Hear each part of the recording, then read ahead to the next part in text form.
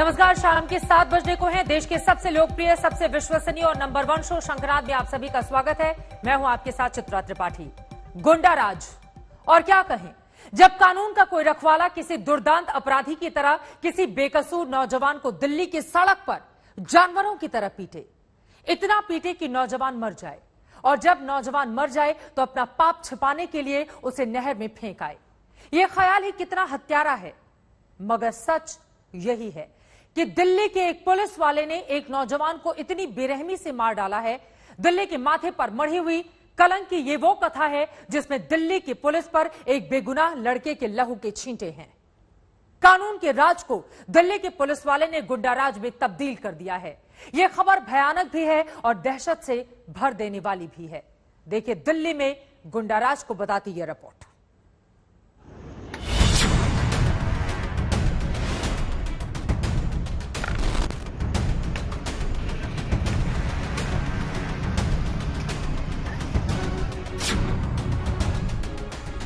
कुछ भी बताने से पहले ये बता दें कि दिल्ली पुलिस के गुंडा कांस्टेबल ने एक नौजवान को दिल्ली की सड़क पर पीट पीट कर मार डाला।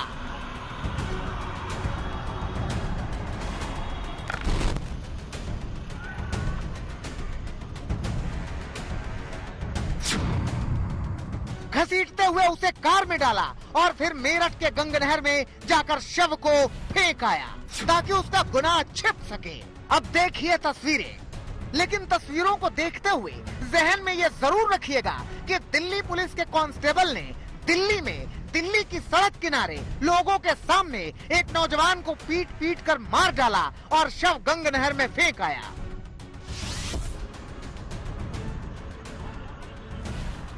क्रूरता, निर्दयता, बेरहमी, हैवानियत, जुल्म, अन्याय, अत्याचार, ये सारे शब्द छोटे हैं इन तस्वीरों के सामने। शांति, सेवा और न्याय के स्लोगन को वर्दी पर चिपकाए घूम रहे दिल्ली पुलिस के माथे पर कलंक की ये वो दास्तान है जो दर्द से लिपटी है, जो हैवानियत से लिपटी है, जो भयावहता से लिपटी है। ये तस्वीरें हैं पुलिस वाले गुंडे की, तो देखिए इसे। दिल्ली की सड़कों पर 5 लोग दिख रहे हैं। इन 5 में से ये मरून टी शर्ट वाला आदमी दिल्ली पुलिस का गुंडा कांस्टेबल मोनू सिरोही है। ये गुंडा मोनू सिरोही एक नौजवान का बाल पकड़कर सिर नीचे झुकाता है और उसे बेरहमी से पीट रहा है। पुलिस वाला गुंडा इस नौजवान को मार डालने के इरादे से पीटता जाता है। कभी घूंसे चलाता है, कभी थप्पड़ बरसाता है, कभी उसकी रीढ़ तोड़ देने की कोशिश करता है, कभी जबड़ा उखाड़ लेने की कोशिश करता है। इसके 3 साथी हैं। ये तीनों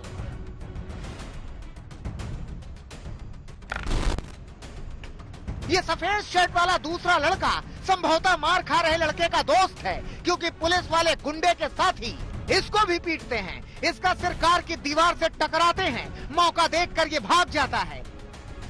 इसके पीछे इस पुलिस वाले गुंडे का लाल टी शर्ट पहने साथी इसे पकड़ने के लिए दौड़ता है, लेकिन वो इनके चंगुल से निकल जाता है।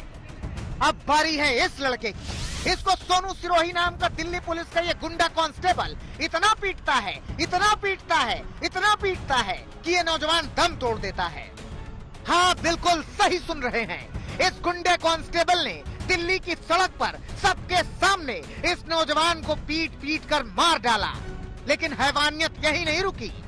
मारने के बाद इसे घसीटते हुए ये तीनों कार के डिग्गे में डालते हैं और इनकी कार चल पड़ती है मेरठ की ओर।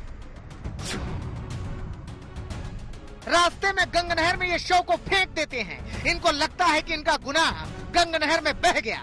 13 जून का ये वीडियो है। नौजवान को मारकर गुंडा कांस्टेबल चैन की नींद सोता था और नौजवान का परिवार उसी न्यू अशोक नगर थाने में नौजवान के गुमशुदगी की रिपोर्ट लिखाने के लिए तड़पता था। सब मिले हुए थे, पूरा का पूरा थाना। तो पीड़ितों की सुनने वाला कोई था ही नहीं। आखिरकार ये वीडियो सामने आया। वीडियो सामने आया तो गुंडा कांस्टेबल की करतूतें सामने आ गई। न्यू अशोक नगर थाने के प्रभारी का पाप सामने आ गया और दिल्ली पुलिस की साख सामने आ गई। अब जब सब सामने आ गया तो ईस्ट दिल्ली की डीसीपी ने बताया कि उन्होंने थाना प्रभारी को सस्पेंड कर दिया है और गुंडा कांस्टेबल सोनू सिरोही को गिरफ्तार कर लिया है। लेकिन सवाल ये है कि इस गुंडा कांस्टेबल के ये गुंडा साथी कौन है? क्या ये भी दिल्ली पुलिस के सिपाही हैं? इनकी गिरफ्तारी क्यों नहीं हुई? सवाल ये भी है कि ये दिल्ली है, कोई जंगल का इलाका नहीं जहां पुलिस वाले अपने आप को दुर्दांत शासक समझ कर रहे हैं। ये कोई कैसे बर्दाश्त कर ले कि दिल्ली की सड़क पर एक गुंडा कांस्टेबल ने पीट कर एक नौजवान को मार डाला और शव नहर में बहा दिया। दिल्ली पुलिस के माथे पर यह ऐसा दाग है जो कभी नहीं मिटेगा। अरविंद ओझा के साथ हिमांशु मिश्रा, दिल्ली आज तक।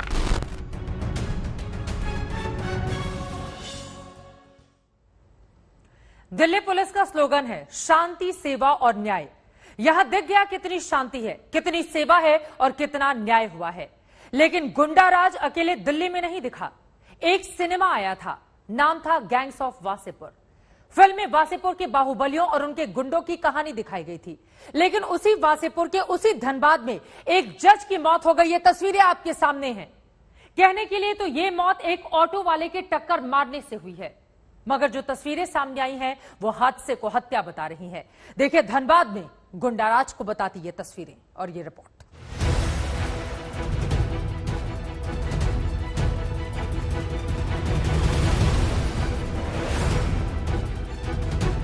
हत्या या हादसा, 20 सेकंड का ये सीसीटीवी फुटेज वारदात का पूरा सच बयां कर रहा है। सुबह करीब 5 बजे का वक्त, जज कॉलोनी के बाहर जॉगिंग करते धनबाद के जज उत्तम आनंद। तभी सुनसान सड़क पर एक ऑटो की एंट्री होती है। बीच सड़क पर चल रहा ऑटो धीरे से बिना किसी वजह के बाईं ओर सड़क के किनारे पहुंच जाता है और जज उत्तम आनंद को तेजी से टक्कर मारता है। उत्तम आनंद सड़क पर गिर जाते हैं, लेकिन इसके आगे जो होता है वो और भी हैरान करने वाला है। अगर ये कोई हादसा होता तो टक्कर मारने के बाद ऑटो को रुकना चाहिए था, या फिर जज के जमीन पर गिरने के बाद ऑटो चालक चंद सेकंड के लिए ठिठक सकता था। लेकिन ऐसा कुछ भी नहीं होता।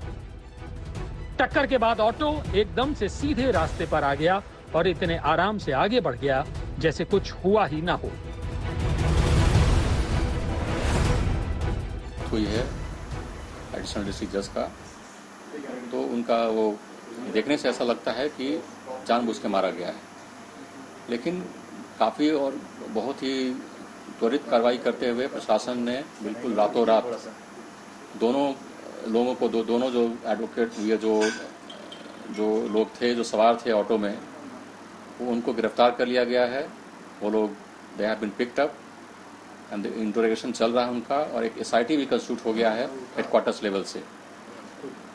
14 सदस्यीय एसआईटी कंस्टिट्यूट हो गया है इस पूरे एंटायर घटनाक्रम का, पूरा एंटायर इंसिडेंट का इन्वेस्टिगेशन करने के लिए।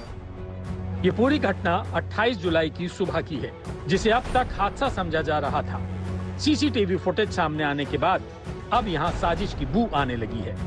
एक सोची समझी साजिश, जिसका निशाना जज उत्तम आनंद थे। हादसे और हत्या की गुत्थी में उस वक्त और बड़ा ट्विस्ट आता है जब पता चलता है कि ऑटो चोरी का था।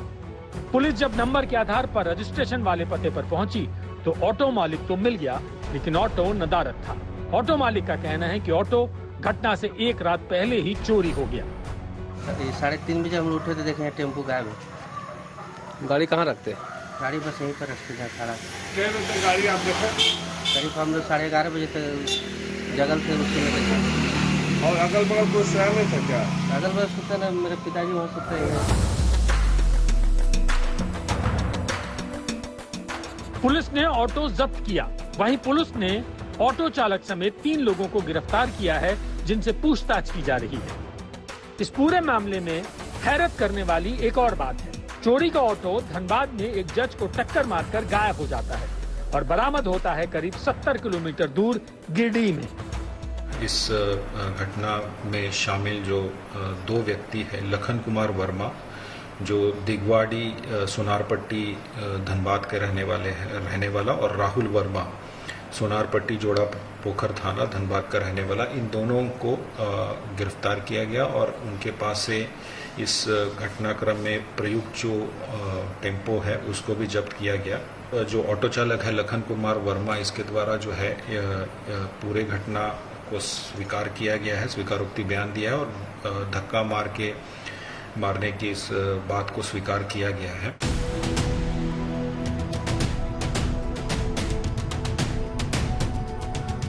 ऑटो बरामद होने के बाद फोरेंसिक टीम ऑटो की जांच करने धनबाद थाना पहुंची, जहां ऑटो में फिंगरप्रिंट सहित अन्य चीजों की बारीकी से जांच की जा रही है।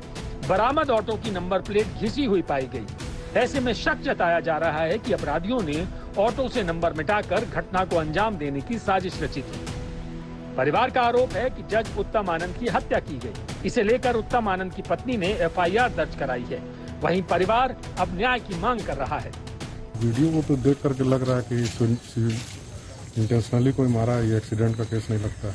और इसके लिए हम लोग एप्लीकेशन दे रहे हैं, एफआईआर कर रहे हैं। सुनियोजित तरीके से मारा गया है, क्योंकि कोई ऑटो से धक्का लगा आदमी छटपटाएगा, लेकिन देखिए उनको गिरने के बाद स्किल पड़ गया। इसलिए ये कोई दुर्घटना नहीं है, ये जानबूझ करके सोची समझी साजिश के तहत हत्या की गई है। जैसे जैसे सबूतों की परतें खुल रही हैं, हत्या का शक गहराता जा रहा है। सवाल खड़े हो रहे हैं कि आखिर ये साजिश किसने की? क्या जज की मौत का उनके किसी केस से संबंध था जिसकी सुनवाई वो कर रहे थे? किसने हत्या को हादसे में तब्दील करने की कोशिश की? क्या धनबाद में अपराधियों के हौसले इतने बुलंद हो गए हैं कि अब वो जज तक पहुंच चुके हैं? सीसीटीवी फुटेज ये सजेस्ट करता है कि ऐसा प्रतीत हो रहा है कि जानबूझकर टक्कर मारी गई। वहीं परिजन भी सीबीआई जांच की मांग कर रहे हैं। कोर्ट भी अब इस मामले में गंभीर है। कैमरामैन राकेश तिवारी और धनबाद से सिथिन मोदक के साथ सत्यजीत कुमार, रांची आज तक। हादसे में जिनकी मौत हुई है वो जज थे और जिस अदालत के वो जज थे उसी अदालत में बाहुबलियों का केस चल रहा था। जज साहब भी केस की सुनवाई कर रहे थे। तो फिर सवाल उठना लाजिमी है कि क्या जज साहब को साजिश के तहत मारा गया और दिखाया गया कि यह हत्या नहीं बल्कि हादसा है?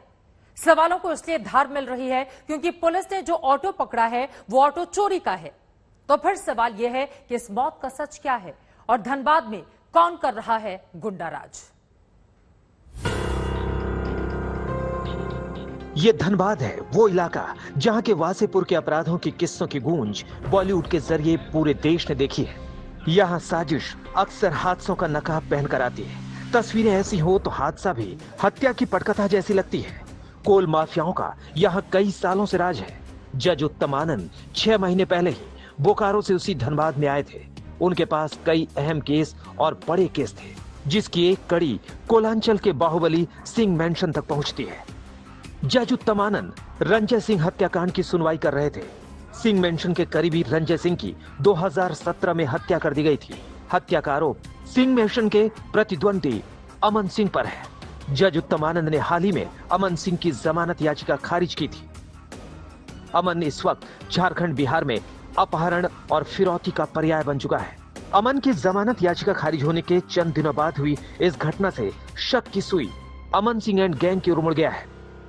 अपने आप में बहुत दुखद घटना है और एक जज की जिस तरीके से दुर्घटना क्या पीछे से जिस तरह से उनको ठोकर मारा गया और उससे उनकी मौत हो गई, तो ये गंभीर मामला है। इसकी निश्चित तौर से सीबीआई से जांच होनी चाहिए और इसमें जितने लोग भी या जो भी दोषी हैं उनके खिलाफ कठोर से कठोर कार्रवाई होनी चाहिए। हाई प्रोफाइल की गूंज हाई कोर्ट से लेकर सुप्रीम कोर्ट तक सुनाई दे रही है।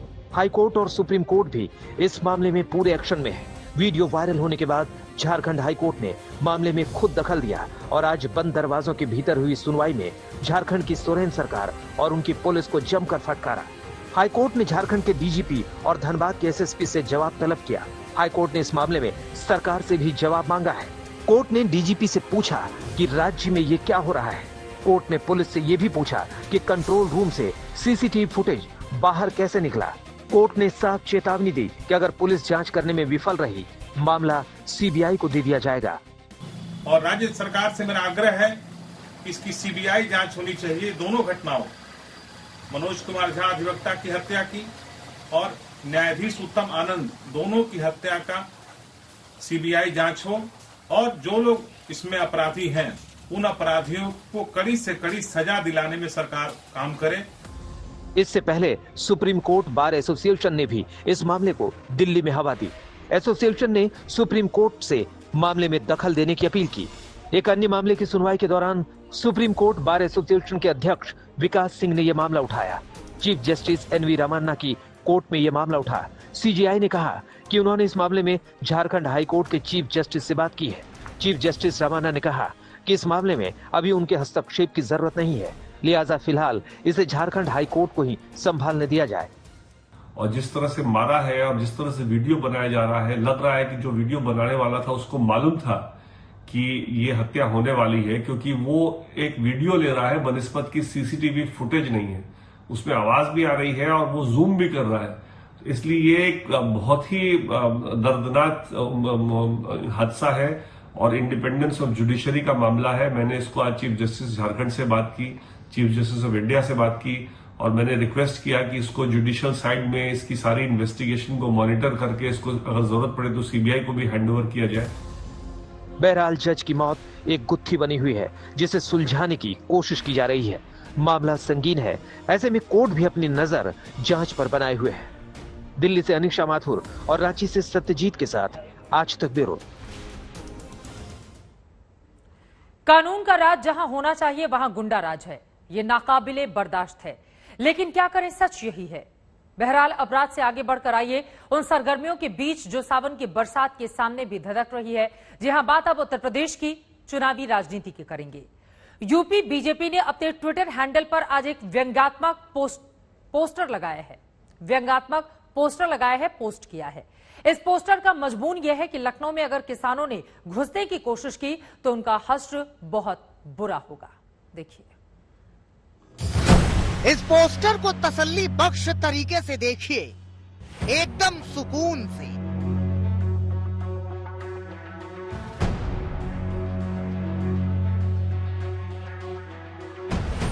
पहली नजर में आपको ये पोस्टर विवादित लग सकता है, लेकिन आपके लगने से क्या, बीजेपी को ये पोस्टर विवादित नहीं लगता।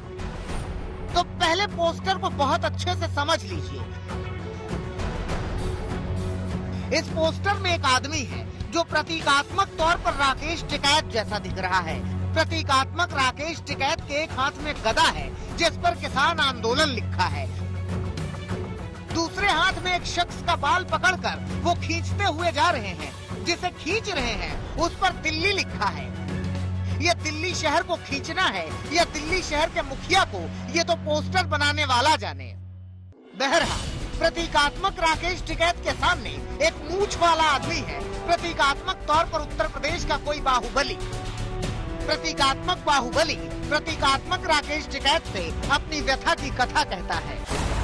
सुना लखनऊ जा रहे तब कि मैं पंगा ना लिए भाई, योगी बैठा है, बक्कल तार दिया करे और पोस्टर भी लगवा दिया करे। प्रतीकात्मक बाहुबली के कहने पर प्रतीकात्मक राकेश टिकैत जो सोचते हैं वो पोस्टर में ऊपर दिख रहा है कि भगवा वस्त्र वाला कोई आदमी इन्हें बाल पकड़कर बिल्कुल वैसे खींच रहा है जैसे ये दिल्ली को खींच रहे हैं। ये पोस्टर यूपी बीजेपी ने अपने ट्विटर हैंडल पर लगाया है और लिखा है, ओ भाई जरा संभल कर जाइयो लखनऊ में। तो पोस्टर से निकलिए और आइए हकीकत में। बीजेपी ने ये पोस्टर जारी करके एक तरह से बताने की कोशिश की है कि अगर राकेश टिकैत ने यूपी में घुसने का साहस दिखाया तो वो हश्र होगा जो पोस्टर में दिख रहा है। पोस्टर के जरिए ये भी कहने की कोशिश की गई है कि राकेश टिकैत ने दिल्ली के मुखिया को तो घसीट लिया, लेकिन यूपी में वो घसीटे जाएंगे। बीजेपी ने सिर्फ पोस्टर नहीं लगाया बल्कि इस बात को उन्होंने कहा भी। उत्तर प्रदेश में रूल ऑफ लॉ है, कानून का शासन है। अगर कोई कानून हाथ में लेने की कोशिश करेगा, अराजकता मचाने की कोशिश करेगा, तो उत्तर प्रदेश में योगी आदित्यनाथ की सरकार पूरी सख्ती के साथ पेश आएगी। सीए और एनआरसी के आंदोलन के नाम पर कुछ लोगों ने अराजकता मचाने की कोशिश की थी। आज उनका हश्र क्या है? उनके पोस्टर चौराहे चौराहे पर लग गए। संपत्तियों का जो नुकसान किया था वो वसूली की जा रही है।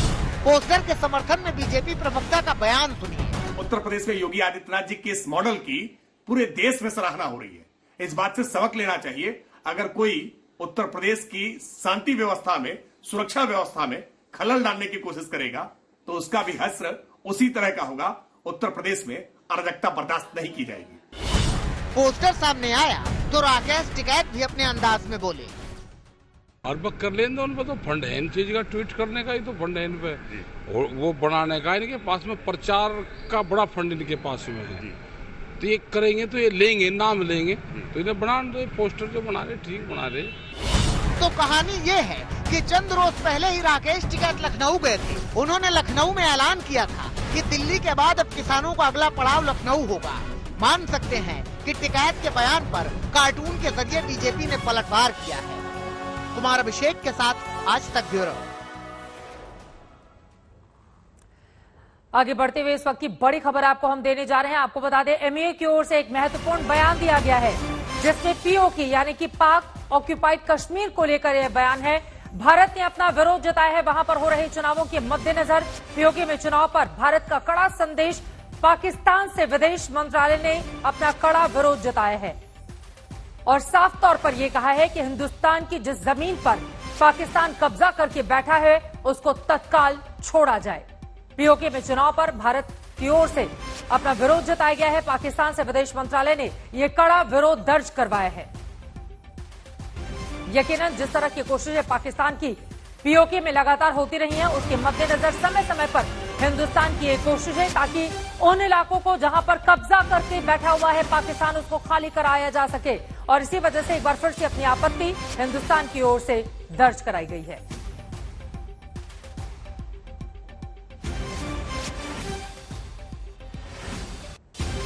आपको बता दें कि एक तरफ जम्मू कश्मीर में अनुच्छेद 370 के 2 साल पूरे होने जा रहे हैं इसी 5 अगस्त को, जिसमें तकरीबन हफ्ते भर का वक्त बाकी है।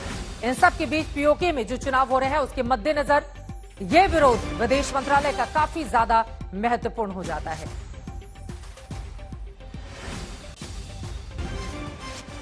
जम्मू कश्मीर और लद्दाख में ताबड़तोड़ बादल फटने की घटनाएं सामने आ रही हैं। कल 5 जगहों पर बादल फटे थे तो आज लेह में भी बादल फट गया। बादल फटने की वजह से नदियों में उफान आ गया है। नदियां अपने किनारों को पार करने के लिए बेताब हैं। जम्मू कश्मीर ही नहीं, हिमाचल प्रदेश भी बारिश और सैलाब से बेहाल है।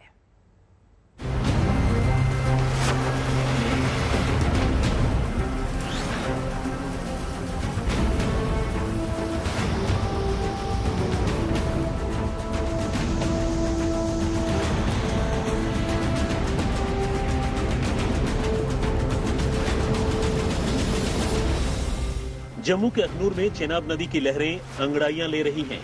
नदी का लहराता पानी उमड़ घुमड़ रहा है। लहरें कहीं उछाल मार रही हैं तो कहीं गोल गोल घूम रही हैं। उछलती बल खाती लहरों की दहाड़ किसी के बदन में भी सिहरन पैदा कर सकती है।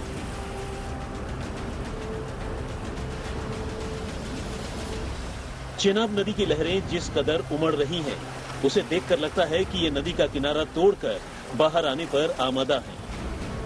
पानी का रंग बता रहा है कि ये अपने भीतर जाने कितनी मिट्टी और मलबा समेटे हुए है। इस समय मैं मौजूद हूँ चिनाब नदी के तट पर जम्मू के अखनूर शहर में, और यहाँ पर जो है चिनाब नदी उफान पर है। जल स्तर जो है काफी बढ़ चुका है। इस घाट के ऊपर जो है कई जो है ऐतिहासिक मंदिर हैं, और कल यहाँ पर देर रात जो है पानी जो है मंदिरों के अंदर भी घुसाया था, और उसके बाद अब यहाँ पर साफ सफाई का काम चल रहा है। अभी तो ये पानी थोड़ा उतरा हुआ दिखाई दे रहा है। चंद घंटों पहले तो पानी घाट से ऊपर था, मंदिर तक पहुंच गया था, जहां अब साफ सफाई हो रही है। कल रात में जो पानी आया, कल दिन में 3 बजे से पानी और बढ़ गया। 3 बजे से जो पानी बढ़ गया, यहाँ से हमारे एक हनुमान मंदिर, एक शनि मंदिर, एक गणेश मंदिर, यहाँ जो शिव जी मंदिर के तट पर यहाँ काया देवता है। पानी अंदर तक आ गया था। पानी काया ऐसे देखना कितना रेत, 2 फुट रेत भरी हो गया, और लकड़ी भी इधर गया, तोड़ा तोड़ी कर दिया, टाइल भी तोड़ी गया। ऐसे सब दिक्कत हो गया, परेशानी हो गया। हर साल ऐसी परेशानी करता। कुछ इसी तरह जम्मू कश्मीर के राजौरी के अगरथी नाले का पानी बेकाबू हो रहा है। पानी ब्रिज से ऊपर बह रहा है। कई गांवों से राजौरी का संपर्क कट गया है। सैलाब का पानी सड़कों पर फैला हुआ है।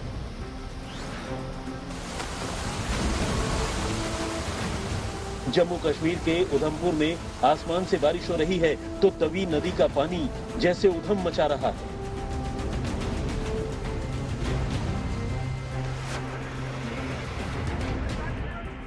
उधमपुर जिले के दारसू इलाके में तवी नदी की उफनाती लहरों के बीच एक बच्ची फंस गई।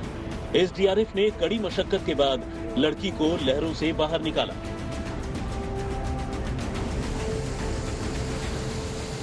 जम्मू कश्मीर के आसमान से पानी नहीं बल्कि आफत बरस रही है। जम्मू कश्मीर और लद्दाख में 4 जगह बादल फटने की घटनाएं सामने आई हैं। जम्मू कश्मीर के अमरनाथ में पवित्र गुफा के आसपास बादल फटने से जमकर तबाही मची। गुफा के बाहर सैलाब की स्थिति आ गई। आसपास के नालों में उफान आ गया। श्राइन बोर्ड, पुलिस और सेना की टीमें फौरन हरकत में आई और नाले के करीब मौजूद सारे स्टाफ को आनन फानन में वहां से निकाला गया।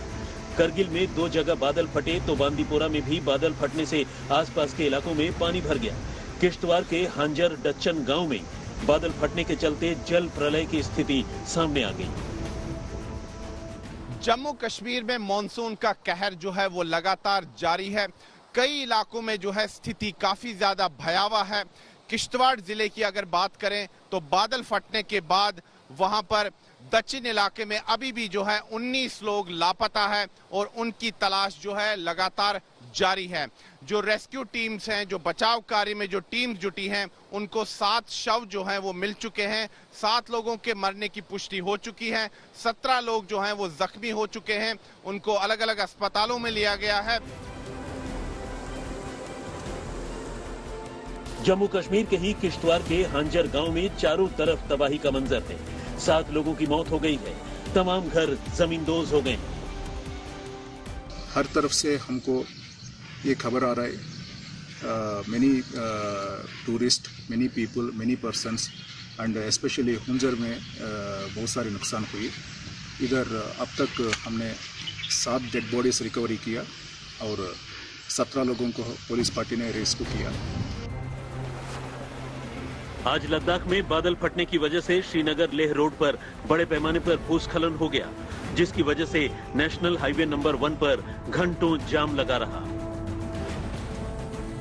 वहीं लाहौल स्पीति में बादल फटने और राज्य के दूसरे इलाकों में चट्टान खिसकने और दरिया में बहने से 24 घंटे में 14 लोगों की मौत हो गई है। लाहौल के तोजलिंग नाले के पास रेस्क्यू ऑपरेशन चलाया गया।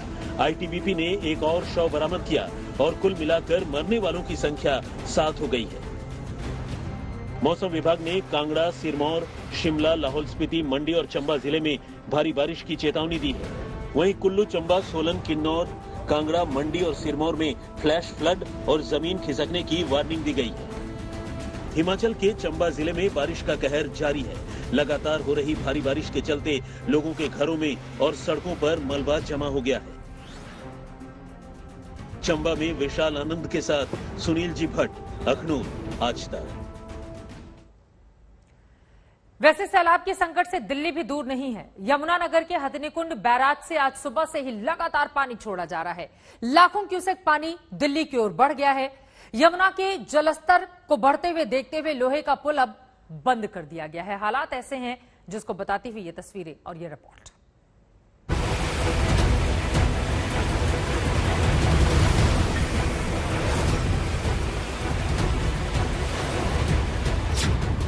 हथनीकुंड से चला पानी, दिल्ली के लिए चेतावनी। पहाड़ों पर मूसलाधार, यमुना में हाहाकार।